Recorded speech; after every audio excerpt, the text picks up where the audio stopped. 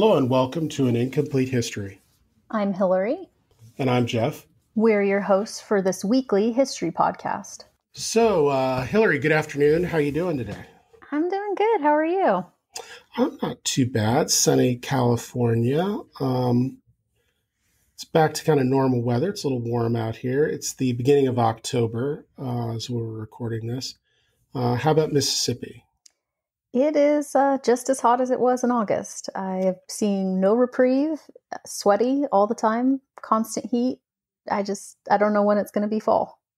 Well, you're in northern Mississippi though, right? Yeah. And I guess they keep saying it's a heat wave, but I mean, it's just been this hot ever since I moved here in August. So. Well, I mean, we miss you in Southern California, so where the weather's perfect, or we don't have weather. I guess that's what some people say. We don't have weather here. Yeah, you don't know when the seasons change. That's kind of sad. It's when Costco starts selling sweaters. It's fall. Ski gear means winter's just around the corner.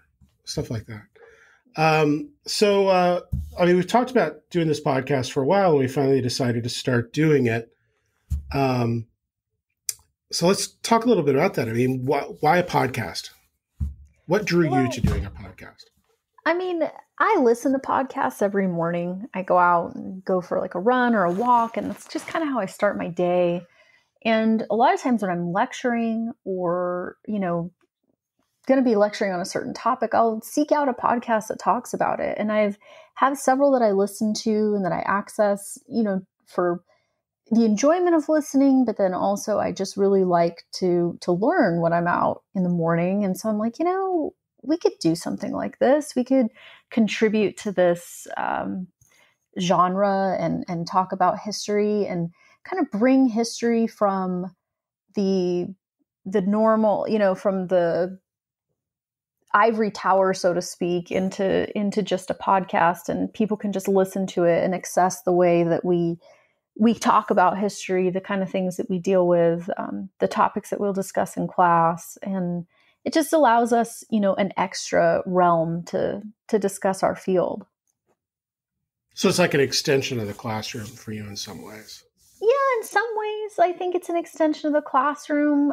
In other ways, it's kind of delving a little bit deeper into the classroom. I mean, maybe students will listen to this at some point. I don't know. But it's just a way to allow the conversation to continue, I guess, because there's so many things to talk about, history speaking, and 50 minutes just doesn't really cover it in class. And I like this opportunity to be able to have a broader audience, I guess. What about you? What makes you want to do it? Well, I mean, I've been into digital history for a while. It's kind of in a lot of the courses that I teach, we do a digital aspect and kind of a public aspect as well. And I think the best podcast out there, at least for history podcasts right now, really do kind of do exactly what you said, which is kind of bridge academia with the public, maybe present things to our students in a more accessible way, but also doesn't really divide the public from our students, right? I mean, our students are the public and the public are our students. And, I've listened to a lot of really great history podcasts out there. There are a lot of really great ones. The flip side of that are there's some not really great ones, right? There's some that I just think are just extensions of kind of academic discussions, and don't really seek to broaden like who's talking and what are we talking about. And for me, in my teaching, a lot of times, a lot of what I do is about demystifying the process of being an historian. And I think a podcast like this can really go a long way towards that, kind of bridging that gap between what the public perceives as what historians do versus what we actually do.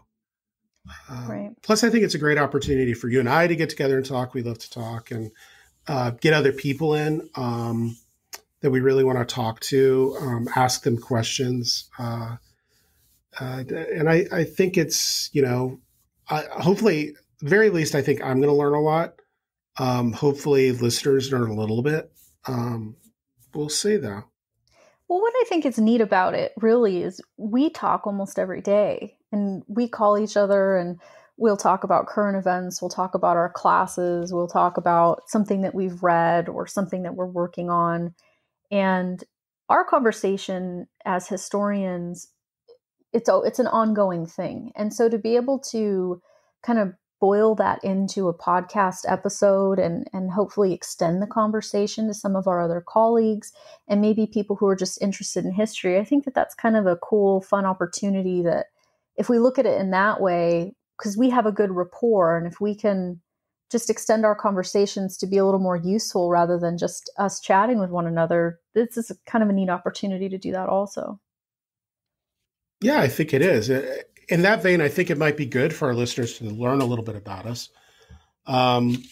So I'd like to introduce Hilary. Hilary Colson. She's a visiting professor, assistant professor of history and gender studies at the University of Mississippi. She's originally from San Diego, and she earned her PhD at the University of California, San Diego in 2016. She's taught undergraduate history courses as a lecturer since 2014 and has taught a wide range of courses that play to her interdisciplinary strengths as a researcher. Hilary studies the history of institutions in the antebellum South with a particular focus on gender or race within early prisons and universities.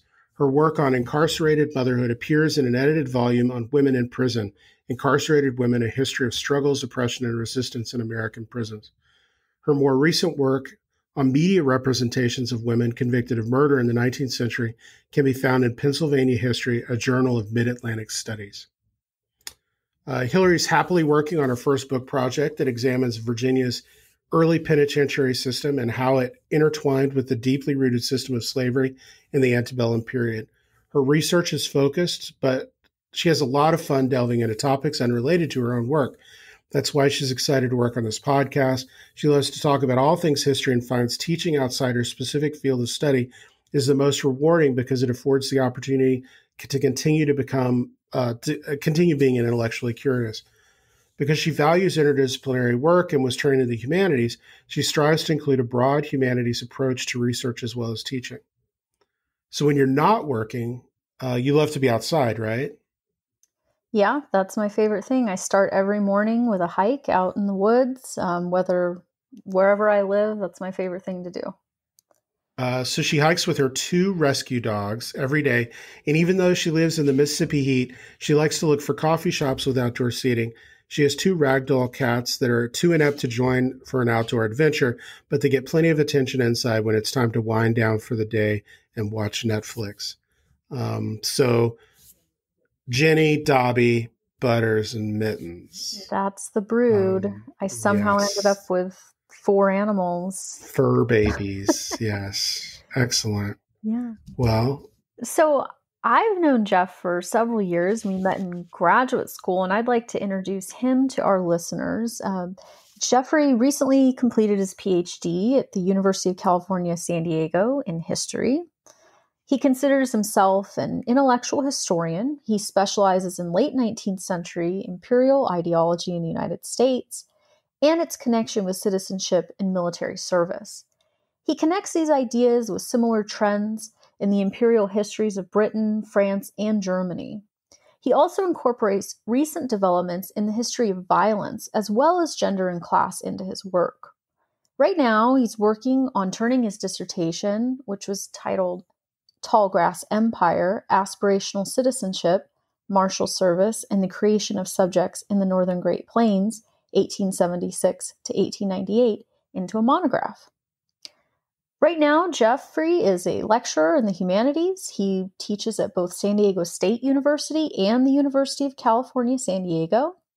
He's taught classes on classical Athenian philosophy, digital approaches to the humanities, global history, as well as some more esoteric topics like the history of torture and a multidisciplinary course on the problem of evil. All of his courses have strong digital components, and he hopes his involvement in this podcast will contribute not only to the new digital history, but an increased focus on engaging with the public on historical questions. Geoff lives with his partner Rick and rescue dog Harvey in San Diego. He enjoys all reading and travel, as well as the city's largest annual event, Comic-Con. He's there every year. He's something of a nerd. He loves spending time with his friends, playing board games. He'll enjoy a craft beer every now and again. He loves wheat beers and the recently re-released version of Avalon Hill's classic Dune. Yep, he's a dork. When he's not at a local game store or brew pub, you can find him at Disneyland, which is just up the freeway from his house. And that is indeed true. He is at Disneyland often. All the time. Yeah. Magical. Yes, it's truly magical. So that's a little bit about us, but let's get back to the kind of the thing of what this podcast is going to be and what we hope to do with it. I know when I approached you with a perspective title and I said I want to do an incomplete history, and we kind of had a good discussion about that. So I mean, what were your misgivings about that title? Because you definitely had some misgivings. I had to win you over. He did have to win me over. My initial reaction to it was, if we're saying an incomplete history and we're trying to bring guests on to discuss their work or, to talk about, a book that they've recently written or something they're contributing, I don't want to ever give somebody the sense that we think that they haven't done a good job, right? That they haven't, completely studied the topic or well enough, and that somehow our, little podcast is going to fix that. And so I expressed that concern to you, right? But you had a good response, and so now I'm sold, and here we are. But what's your take on that? So I think one thing, I kind of the intellectual process of becoming a historian, I think is there's a time kind of early in your study of history where you think you're going to kind of get to this final answer. And that maybe drives you for a while. It's I can crack the question of humanity and the human condition and all this stuff eventually. And I think part of the maturation process studying history is you kind of start to get to the idea that, well, first of all, that might be an unreasonable goal. And second, we can always contribute more to something we've kind of looked at. And I think remembering back to my first year in grad school, a lot of people kind of have a crisis of confidence when they start a PhD program because they think there's nothing left to do. They're like, well, all the good stuff's been done. There's nothing I can add. And I think one thing you start to learn as you kind of delve deep into history is there's always stuff to add to a conversation about a specific topic. And it's not just based on kind of new sources being discovered, a new letter comes to light, a new journal appears. A lot of times it's just we imagine the world in a different way, and kind of our thoughts about things start to change, and maybe we're not focusing as much on one aspect of history now as we used to, and we're focusing on something else. So there's always something to add to the conversation, and I think that's why it's an incomplete history, and it's definitely a play on those little books, The Complete History of So and So, where they kind of act like, well, here's all there is to say about the Roman Empire. Right. There's never enough to say about the Roman Empire. Right. There's never enough to say about the Roman Empire. And I think that that's a good pushback against popular perception about maybe what historians do is this idea that, well, just tell me what I need to know. And it's like, well, that's contingent on now and what we're talking about and what our questions are. So I think that your kind of issues with, I don't want somebody to come on the show and like feel, they're denigrating kind of my work and saying it's not finished. It's the whole thing is every work that gets created kind of contributes to that conversation. It kind of drives us forward and opens up new questions. And I think that's another reason it's an incomplete history. Every new kind of bit of information we have or new perspective we have opens up a whole array of new questions we have to answer. Yeah, I like that perspective. And I especially like it in terms of what we do on a day-to-day basis. We're always learning and growing, and our work is always evolving. And when I think back to all the stuff, that's gotten me to the point where I am now and the work that I'm doing now, I'll look at old drafts of things and go, oh, that was so terrible. And I think that academics often do that. They'll look back at work that they did in the past and, be upset by it or something. But I guess the point of it is nothing's ever truly complete. I mean, you may get to the point of writing a book and that's great, but there's always going to be something that can be added to it. There's always going to be another part of the conversation that can be had. And there's always going to be commentary, right? And that's kind of, I think, what our podcast offers. It's like we talked briefly, about the topics that we want to cover and everything month to month. And it allows for the continuing conversation. So if we read a book and we like it and we want to have somebody on who wrote the book, it allows us to continue the conversation. And it'll always be incomplete. Even when the podcast is over and the book is finished being read, it's still, I think that the term, I've come to terms with the term incomplete. And I think what it means is that there should be an ongoing conversation. Yeah, I completely agree. I mean, well put. I think it's interesting because I pitched it for you, and as I kind of pulled you to my side, you started to see things even I didn't notice there before. And I think it's an intellectually honest approach, which I think you and I are both really into that, right? This whole idea of intellectual honesty, intellectual humility.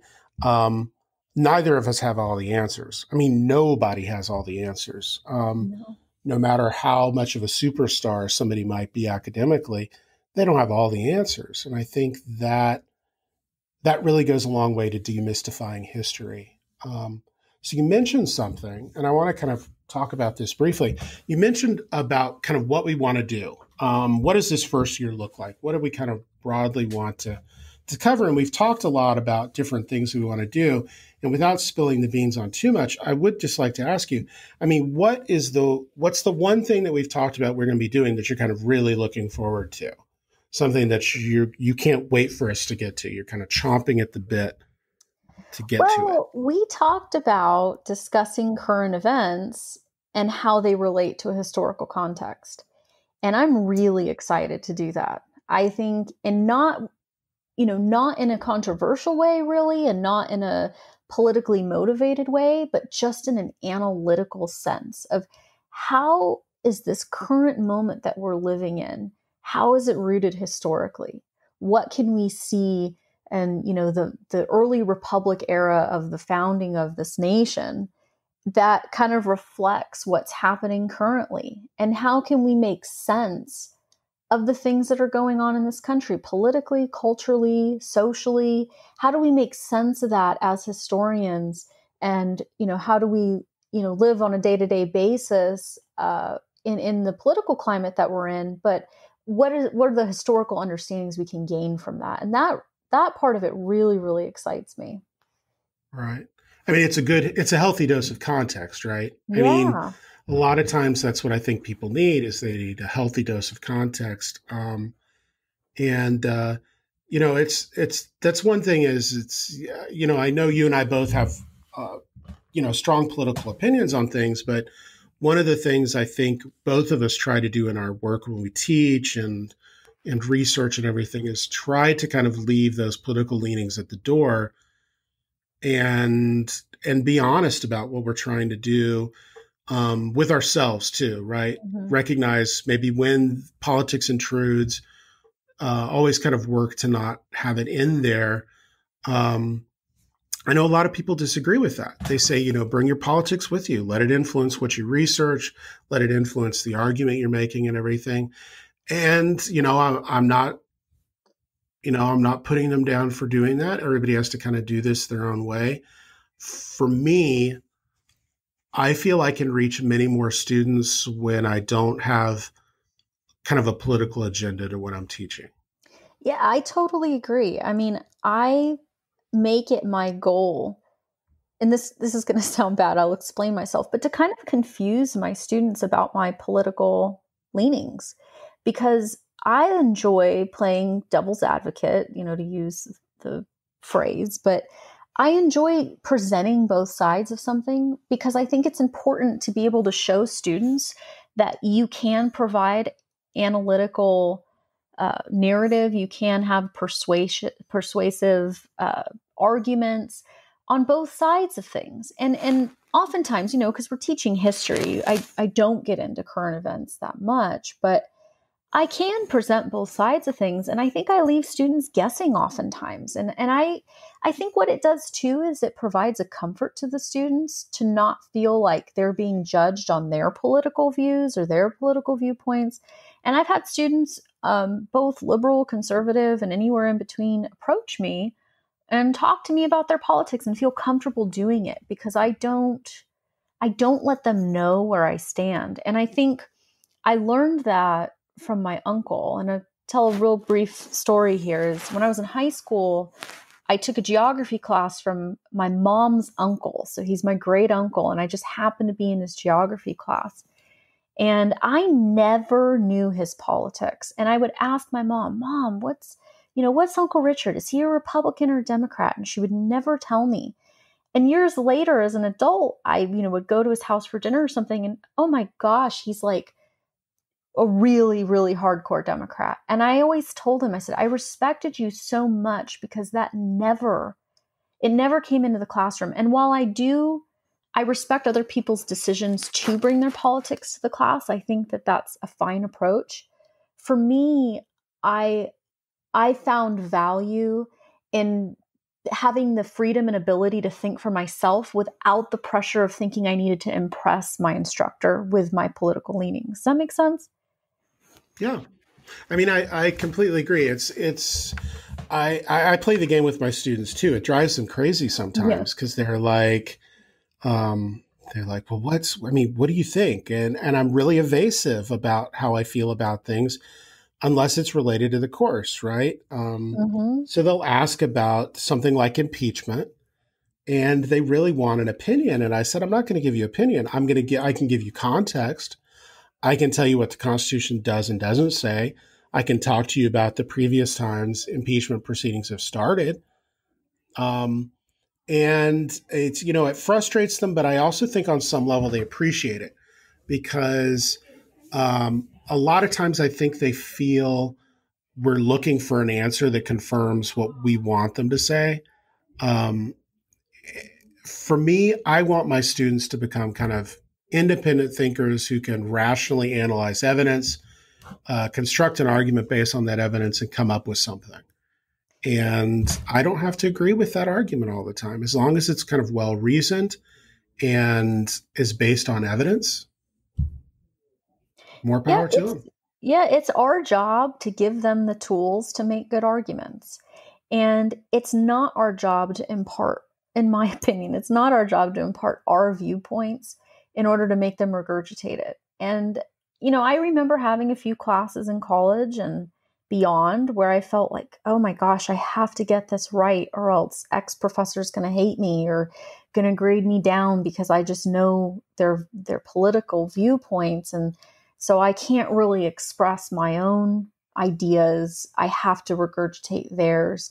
And that does not impart critical thinking skills. It really doesn't. And so that's just kind of my stance. And I think that that's why you and I have always gotten on so well, is because we're willing to kind of tread in that uncomfortable territory of letting students truly think for themselves and concoct their own evidence and ideas. And a lot of times it doesn't align with what I think or believe. But as long as it's evidence-based, like you said, that's what I'm looking for. That's what we're looking for I think, as educators. Yeah, I think well put. So I know we're going to have kind of a recurring segment throughout the year. We're talking about kind of the future of education. Kind of the idea is, what is education going to look like? Higher education, 10 years from now, 20 years from now, 30 years from now. So I want you to be kind of the first test subject about this question. So, 10 years from now, what do you see as the number one challenge for higher education? Kind of looking at your crystal ball, 10 years from now, number one issue for higher ed. Well, I think the challenge is... I know I'm totally putting you on the spot. You are. She had there's no a lot idea of what was challenges. going to ask. I think that one of them is in terms of labor of faculty. And I'm not saying that just because I am faculty now. because I, of course, care very much about the students and student access and, making sure that there's access for students and all of this. And I think online education has opened a lot of doors in that realm. And certainly we can have a whole discussion about this, but I think one of the most pressing issues, honestly, is the labor of faculty and how that is being exploited. I think at this point, we're seeing, particularly in history departments, a shrinking of tenure lines and job security, and we're seeing people being paid just tiny sums to work, and I'm really troubled by the faculty labor market. And that, again, it trickles down to the students, right? Of course, I'm most concerned about students and their experience and access and ability, but their experience is always going to be impacted by the faculty, by the quality of faculty. And so to me, I think that that's going to be the biggest thing. So what you're pointing to is kind of the tenure versus adjunct mentality, kind of as Yeah. universities kind of increasingly turn to adjunct faculty to kind of allow them to grow and shrink classes as necessary. I mean, it as early career PhDs. I mean, we're both very anxious about that, right? I mean, it's because I know our advisors and faculty we worked under as we finished our degrees, they kind of matured in an era when there was tenure and being an adjunct was kind of not a very common thing. When And it's it's looked really, down upon. right. I still think it's looked down upon, and that's a Yeah. whole other conversation we can have. But I think now it's become the norm. I mean, it's when I'm teaching at either of the places I teach, I see many more people who are adjunct than are faculty. And yeah, I think I agree. This whole thing of the labor of academics kind of being devalued, teachers particularly, it might be representative of broader societal kind of devaluing of educators.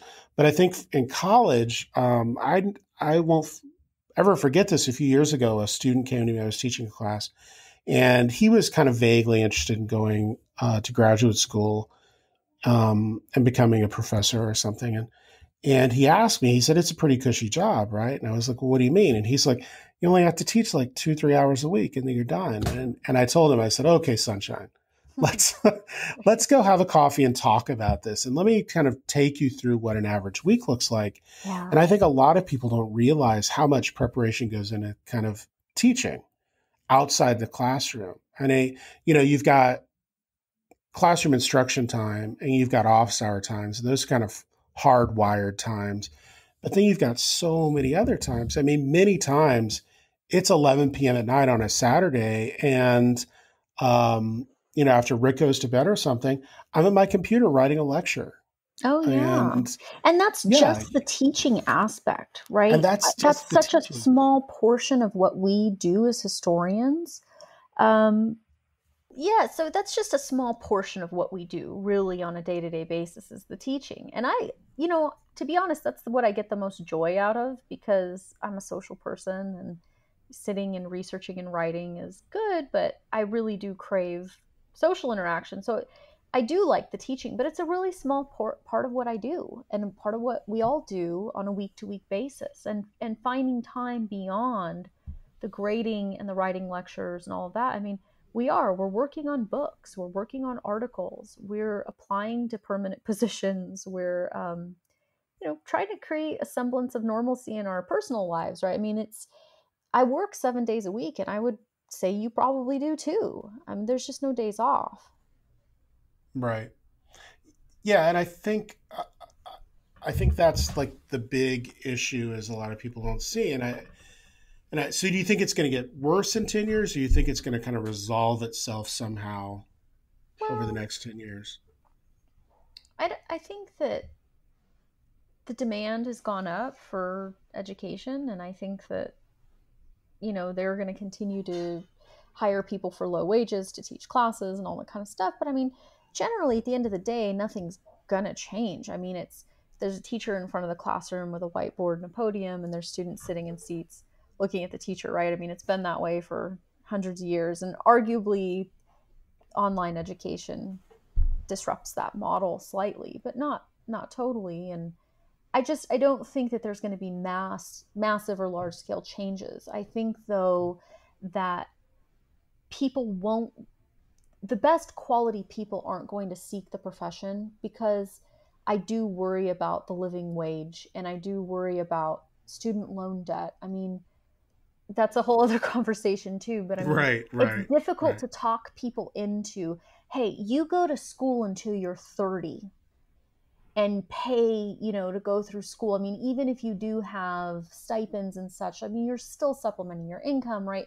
It's difficult to talk people into that, I think. And I think some of the most quality people might shy away from it. It's like, well, I don't want to do that to be an adjunct.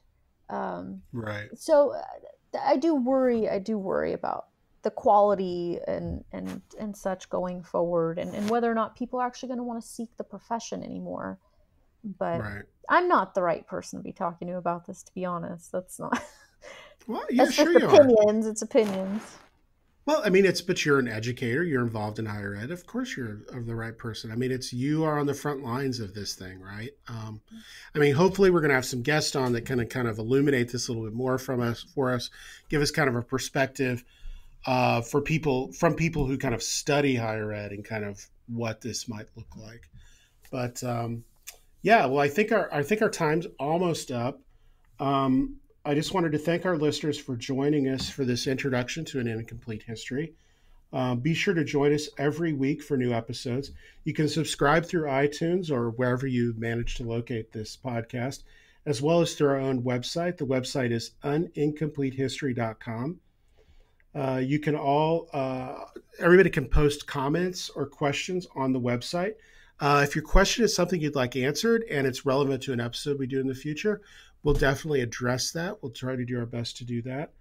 Once again, I'm Geoff, And I'm Hilary.